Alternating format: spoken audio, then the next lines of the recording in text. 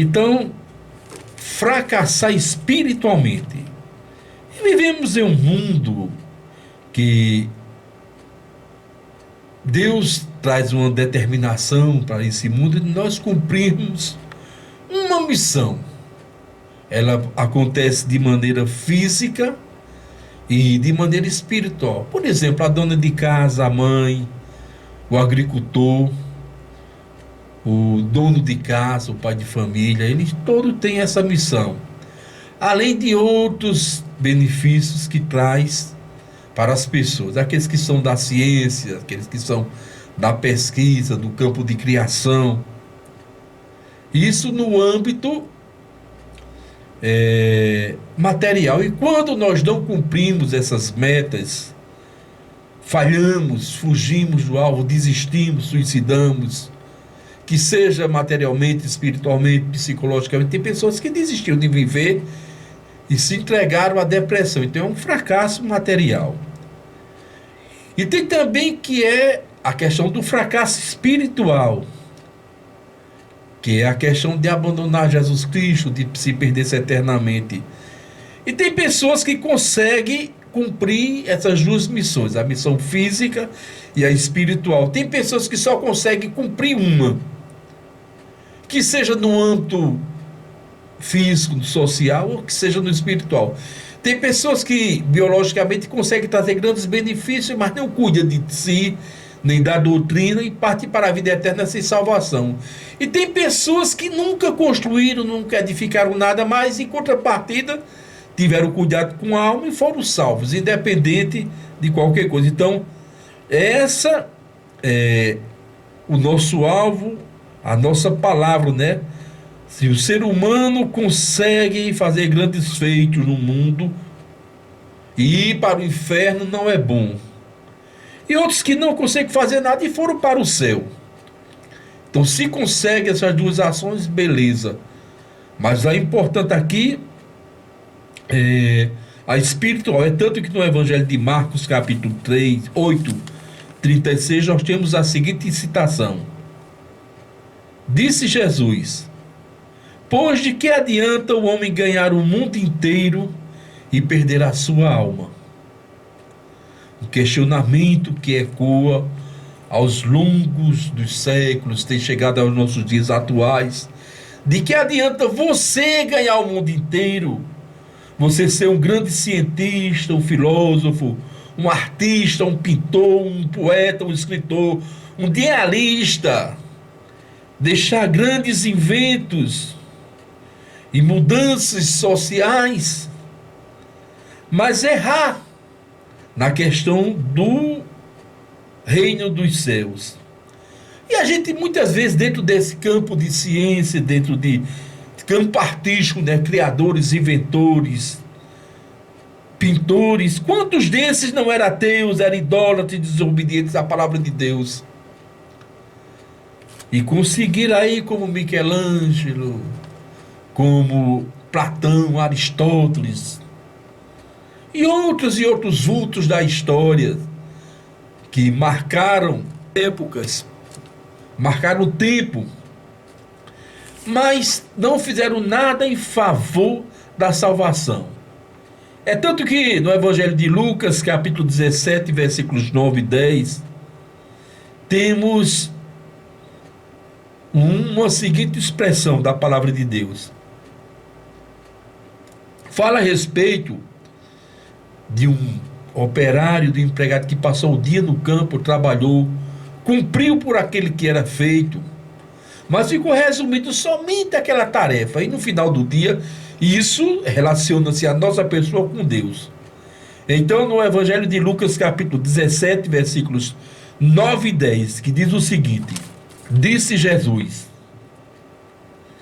será que ele agradecerá ao seu servo por ter feito tudo que foi ordenado? Assim também vocês, quando tiverem feito o que lhe foi ordenado, devem dizer: somos servos inúteis, porque apenas cumprimos o nosso dever.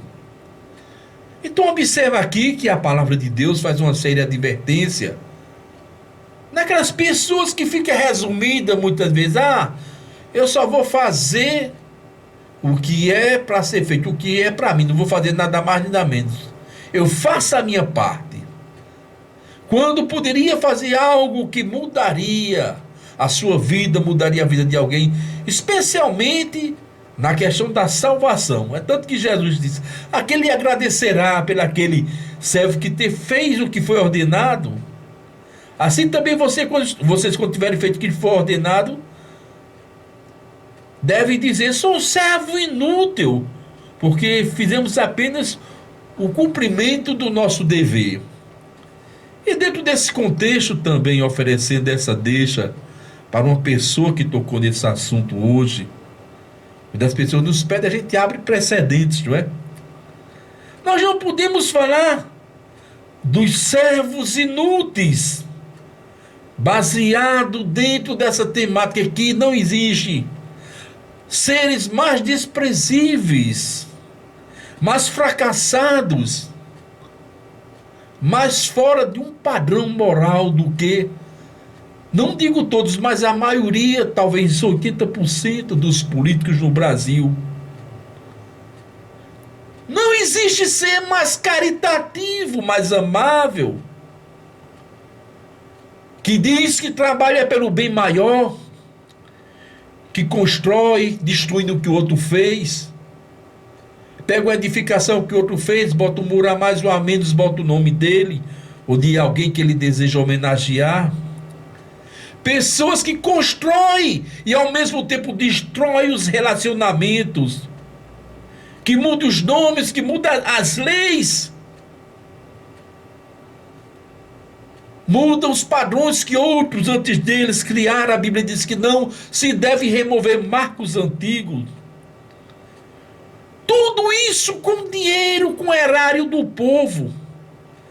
Ganham uma fortuna.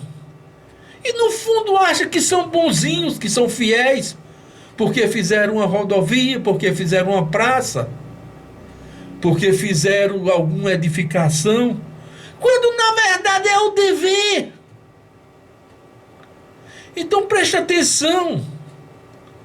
A questão de ser fracassado não está relacionado ao poder aquisitivo, às obras propostas, a padrões governamentais humanos, mas ao padrão de julgamento da palavra de Deus.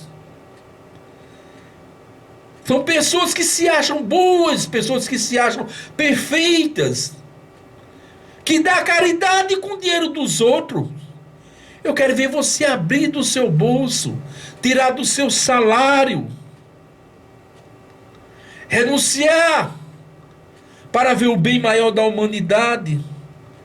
E se a gente olhar essa grande maioria esmagadora, todos voltados a obras da idolatrias, é uma vela para Deus e uma vela para o diabo.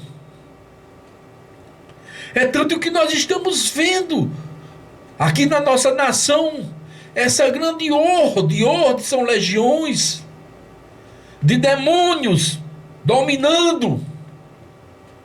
Eu não posso sair desse padrão de fracasso sem deixar de falar dessas pessoas. Que o livro de Provérbios faz um bom relacionamento comportamental a respeito disso, quando diz: quando os justos florescem, o povo se alegra, mas quando os ímpios governam, o povo geme. Então algumas pessoas pensam que são boas, pensam que são produtivas, mas não passam de fracassados,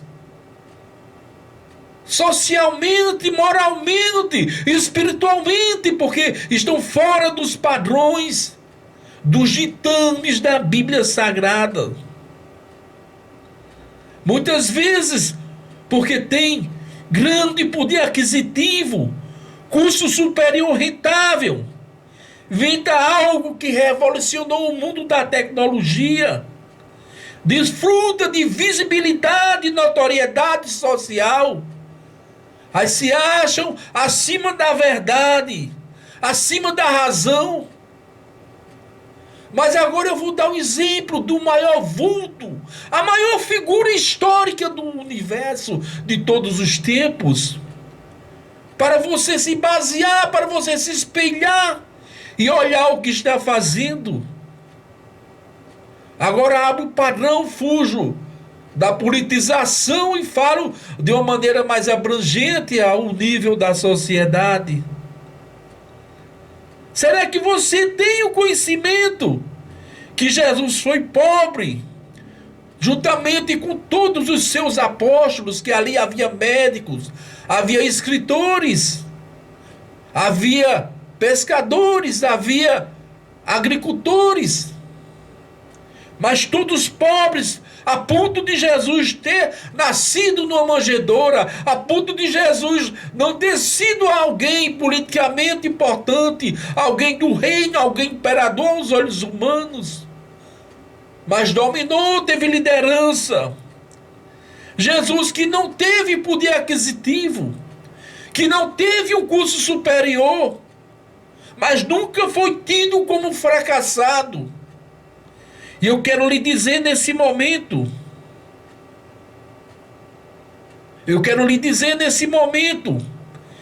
que o maior e o pior fracassado é aquele que não se subordina à vontade de Deus, aquele que não anda segundo o Evangelho. E voltando à questão de Jesus Cristo, além de todo esse quadro de simplicidade, ele não era bem visto pela sociedade, ele não era até bem recebido, porque ia contra os padrões, contra os valores imorais, contra o sistema político romano. Motivo pelo qual a palavra de Deus traz grandes advertências. E nesse momento, se você se sente uma pessoa fracassada, se você não sente força para servir a Deus, se você não está cumprindo o seu papel social de pai, mãe, de servidor, de profissional, de aposentado, não importa a sua função social, comece a pensar em Deus, comece a reatar essa grande união espiritual. Vejamos aqui, baseado em 2 Coríntios, capítulo 12, e o versículo de número 9, que traz a seguinte citação: Disse-me, a minha graça te basta, porque o meu poder se aperfeiçoa na fraqueza. De boa vontade, pois me gloriarei nas minhas fraquezas, para que habite o poder de Cristo. Paulo aqui não estava dizendo que era um fracassado, não. Ele reconheceu os seus fracassos, aqueles momentos que ele prevaricou contra a palavra de Deus, aqueles momentos que ele perseguiu os cristãos, e disse: o teu poder se aperfeiçoa na minha fraqueza. E disse que glorifique. Então o que Paulo fez? Paulo fez uma aliança com Deus. Paulo começou a interagir com Jesus Cristo, que antes ele perseguia, antes ele vituperava aqueles do Evangelho, como você tem feito com muitos crentes, como você tem feito com aqueles que vivem e evidenciam a palavra de Deus na sua essência. Que bom seria se nesse momento você pudesse dizer: de boa vontade, pois me gloriarei das minhas fraquezas, para que habite o poder de Cristo. Mas o maior problema da humanidade é porque sempre existem espólios espirituais, heranças no meio do mundo, ligações que não tem nada a ver com Deus, mas os homens querem, por fim, na força, ter essa unidade com o Senhor. E o maior fracasso do ser humano não é ele não conseguir poder aquisitivo, não é ele não conseguir notoriedade, é ele seguir as falsas religiões, é ele todos os dias, todos os momentos, trabalhar ou evidenciar atitudes e ações contra Deus, sem consultar a Bíblia. Simplesmente o que diz, vai e acredita, porque foi meu pai, foi minha mãe, foi meu avô. E se for pro avô, aí joga pro bisavô, pro tetravô, e assim vai. E as mentiras são passadas de gerações para gerações, quando a verdade bíblica está proposta em Jesus, João 8,32, e conhecereis a verdade, e a verdade vos libertará. E agora no Evangelho de João, capítulo 5, versículo 39, Jesus disse: examinai as Escrituras, porque cuidaste nela a vida eterna. São elas que testificam de mim. Então começa a examinar as Escrituras. O problema do mundo, o problema dos brasileiros, é que qualquer um engana ele. Para nós sermos enganados, não precisa ser um Maquiavel, não precisa ser um grande personagem, uma grande cultura. Qualquer analfabeto, qualquer destituído espiritualmente, bota uma placa de religioso, bota uma placa de representante, e as pessoas seguem, arriscam sem consultar. Eu vou abrir o leque, eu vou explicar o que eu quero te dizer. Durante muito tempo, a comunidade evangélica combateu a idolatria, combateu contra essas questões que outros seres, outros santos e santas intercedem junto a Deus em favor da humanidade. A gente vivia dizendo: só Jesus é o Senhor. Mas as pessoas preferiam acreditar nas diversas tradições e ensinamentos mudando, seguindo o fracasso espiritual que muitos foram conduzidos ao inferno sem perceber. E na última terça-feira, isso não é ignorância, não é intolerância, não. Leia os jornais, leia a revista Veja, leia a revista Exame, leia o site Terra, leia o site UOL. Entre, você tem uma internet, entre no site do Vaticano, tem uma caixa de busca em cima, coloque isso aí. Terça-feira, estou colocando essa pregação com esse site, vai sair na tela. Quarta-feira, onde é que está uma das reportagens? Terça-feira, dia 4 de 11, agora de novembro de 2025, o Papa Leão XIV, o Papa atual, alertou aos católicos que Jesus é o único Salvador. E agora? Todo o tempo eu vivia dizendo aqui na Rádio Piral FM. Todo o tempo eu vivi dizendo na Assembleia de Deus. Eu disse na Congregacional, na Batista, no Avivamento Pentecostal, onde eu passei nas igrejas, em Tabernáculo da Fé, na Casa de Oração, no Monte Sinai, onde eu ministrei, na Congregacional. E as pessoas me odiaram, me perseguiram, me vituperaram por isso. E agora que qualquer pastor, queira ou não, o Papa é a maior autoridade do mundo. Ninguém vai tirar isso. E agora? O pastor tem autoridade na sua igreja? O bispo tem autoridade na sua igreja? O presbítero das presbiterianas tem autoridade na sua igreja?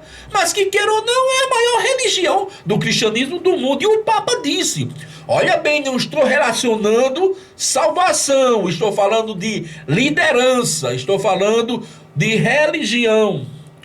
E o Papa afirmou o seguinte: encerra a década de debate teológico e afirma que só Jesus redimiu a humanidade e rejeitou o título de corredentora da Virgem Maria.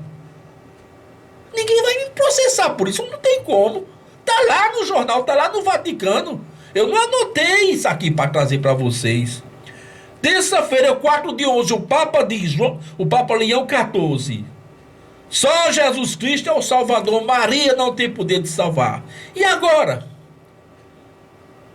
Após 1925 anos de mentiras, de enganos, Quando entre o ano 100 ao ano 200, Santo Inácio de Loyola, da Antioquia, Santo Irineu, deu ênfase a esse ensinamento.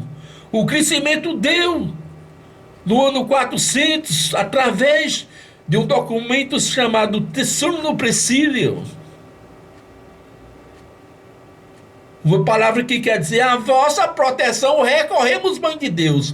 E uma língua outra tem uma redução, né? Sultissumum Precílio. A vossa proteção recorremos, Mãe de Deus. Através de um concílio de Efésio, que ficou decidido como Texoto. E aí, criaram tudo isso aí. E após 1920, o Papa anterior falou sobre esse assunto, mas não teve coragem de enfrentar, foi devagar, idade avançada. E esse teve a ousadia. E agora? 1925 anos de fracasso espiritual, de engano. Hoje eu entrei no documentário do Vaticano e vi que hoje são 1,406 bilhões de católicos. 1,406 católicos. Milhões de católicos que fracassaram, que erraram nessas questões bíblicas, pedindo intercessão. Se eu colocar 1% dos católicos pedindo nesse momento a algum santo, em particular Maria, teríamos 14 milhões e 60 mil pessoas pedindo. Se eu colocasse 0,5%, nesse momento nós teríamos 7 milhões e 30 mil católicos pedindo a Maria intercessão.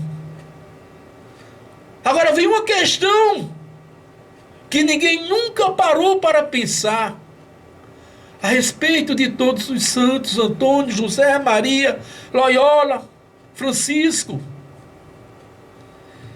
Ainda que eles estivessem no céu à direita de Deus Pai, que não estão, leem a Bíblia. Ninguém subiu ao céu senão Jesus Cristo. Estão no paraíso. Futuramente nós iremos saber. Ou vamos ver a Bíblia, não posso entrar, é um tema muito extenso, não dá para fazer uma hora. Mas vamos a 0,5%, menos de 1%. 7 milhões e 30 mil pessoas do mundo pedindo a qualquer um desses santos, em particular a Maria. Ela teria condição de atender? A Bíblia diz que só Deus é onisciente, onipotente, é imanente, é transcendente. Então, onipotência só quem tem é Deus. Onipresença só quem tem é Deus. Se eu gerasse essa dízima periódica e colocasse uma pessoa aqui em Alagoa Nova pedindo a um santo, a Maria, ou em Campina Grande, ela teria condição de atender? Se ela não é onisciente, que é um atributo somente de Deus, nem os anjos, nem os santos, nem os querubins, nem os serafins, nem os tronos, nem os domínios, nem os principados tem esse poder. Nem o ser celestial tem o poder de onisciência, somente Deus. Então as pessoas fracassam por não consultar a Bíblia Sagrada. As pessoas fracassam por não andar na presença de Cristo em espírito e verdade, dando frutos dignos de arrependimento. 4 de novembro de 2025, Leão 14. Maria não tem o poder de interceder. Reclame com o Papa de vocês, comigo não. Vamos tirar os santos da igreja, eles não podem interceder. E agora? Depois de todos esses anos, é algo contundente, mas eu posso dizer que é algo revolucionário. Não estou aqui para criticar, mas para ovacionar, aplaudir a atitude desse líder religioso, quando ele reconheceu a soberania de Jesus Cristo. Semana passada, o padre Pesqueira quase era apedrejado porque falou nesse assunto. Poucos dias em São Paulo, um padre toca nesse assunto, quase sai das carreiras da sua diocese. Então, meus amados, isso é sinal que nós estamos evoluindo, que nós estamos crescendo. Ora, se o seu líder religioso, a maior autoridade eclesiástica do mundo, reconheceu a soberania de Deus, reconheceu que só quem intercede, só quem salva é Jesus Cristo, você vai continuar perdendo tempo? E se você quiser ver essa pregação com a reportagem, vou botar em destaque essa reportagem, vou colocar o site, baixa aí, lá na internet. Bota aí, o Papa diz que Maria não salva. Aí você vai ver, mas eu vou botar, eu vou postar. E se alguém vai sofrer por isso, dessa vez não vai ser eu não. Não foi eu que escrevi, não foi eu que coloquei, mas eu quero que você seja um vencedor e nunca um fracassado espiritualmente. Amém.